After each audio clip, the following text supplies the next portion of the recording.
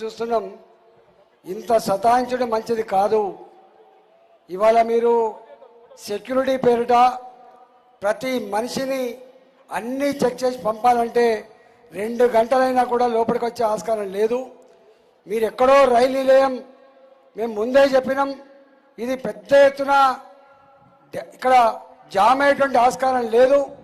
మా గేట్ల దగ్గర దాకా కూడా మా వెహికల్స్ అలో చేయండి, గేట్ల కాడ దిగి మా వెహికల్స్ అన్ని కూడా మళ్ళీ పార్కింగ్ పోతాయని చెప్పినాం.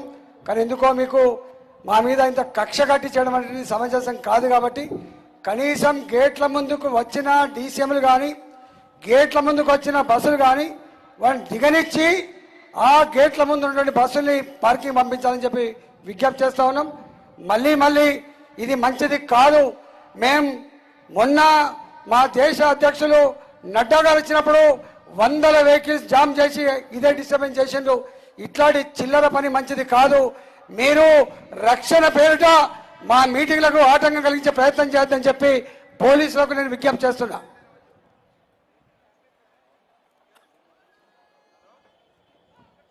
మన అభ్యర్థి ఈటల రాజేంద్ర అన్న గెలుపు కోసం మనం అంతా కూడా పనిచేయాల్సి ఉంది. సందర్భంలో మరి 13వ తారీఖు ఎన్నికలు ఏవైతే ఉన్నాయో అందులో భారీ మెజార్టీతో గెలిపించాల్సిందిగా మరి అందరినీ కోరుకుంటా ఉన్నాం. భారతీయ జనతా పార్టీ చేసే పనులను కూడా ప్రతి ఒక్కరు గుర్తిస్తూ ఉన్నారు.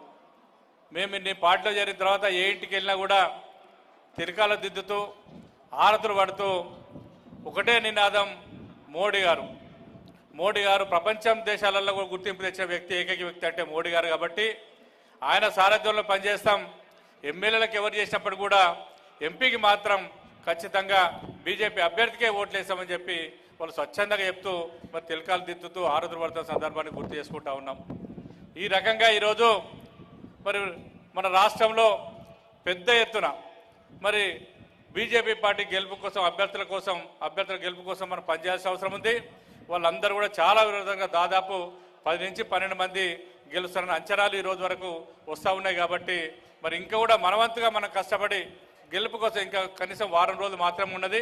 5 రోజులే అనుకోవాలి. ఎందుకంటే 10వ తారీఖు నాడు మోడీ గారి మరి మీటింగ్ ఉంది. కాబట్టి 11 నాడు 5 గంటల వరకే పూర్తి చేసుకోవాల్సిన అవసరం ఉంటుంది. కాబట్టి మళ్ళీ 6, 7, 8, 9 4 రోజులు మాత్రమే సమయం ఉంటుంది. తప్పకుండా మనం అందరం కూడా ఇంటింటికి దండం పెట్టాలి. దయచేసి ఎక్కడ వాళ్ళు అక్కడనే బూత్ కమిటీలు తీసుకున్నా, మరి మహిళా కమిటీలు తీసుకున్నా, మహిళా మోర్చాలు తీసుకున్నా, అన్ని మోర్చాల వాళ్ళు కూడా ఎక్కడికక్కడ ఇంటింటికి తిరుగుతూ దండం పెడుతూ మరి మోడీ చేసే పనులను కూడా చెప్పించి మరి మనకి రాష్ట్రానికి తెచ్చుకున్న బియ్యాన్ని ఇస్తున్న సందర్భం కూడా గుర్తు చేస్తూ మరి మోడీ ప్రభుత్వంలో ఏవైతే లబ్ధిలు వస్తున్నాయో ఆ లబ్ధిలను కూడా చెప్పుకుంటూ మనం ముందు పోవాల్సిన అవసరం ఉంది. కాబట్టి ఆ రకంగా ప్రతి ఒక్కరు కూడా కష్టపడి పనిచేయాలని చెప్పి విజ్ఞప్తి చేస్తూ మరి ఇప్పుడు భక్తులు చాలా మంది మాట్లాడవలసింది. నేను కొత్తగా వచ్చినా కాబట్టి ఎక్కువ మాట్లాడకుండా నాకు ఇచ్చిన సమయానికి మరి నాయకులందరూ కూడా పేరు పైన ధన్యవాదాలు తీసుకుంటూ జై భారత్ మాతాకి, భారత్ మాతాకి. వెనక ఉన్న వాలంటీర్స్ కార్యకర్తలందరూ కూడా ఆలోచన చేయాలా. గేట్ల కాడ సెక్యూరిటీ ఏదైతుందో దాన్ని